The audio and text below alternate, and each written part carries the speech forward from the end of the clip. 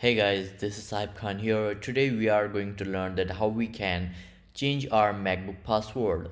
So first we have to go to the preferences on the left corner. You can see Apple icon here. We will click on this and then we will go to system preferences and then we will go users and group option.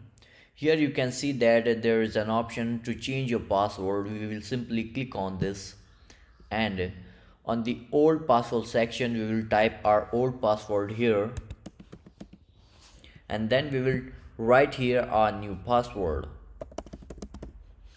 Then we have to verify again, type your new password again here and then we can hint anything here whatever the password is, but so that you can remember if sometime we forget our password, so this hint will help us to remind our password. So we will give an hint and just click on change button on 2 times.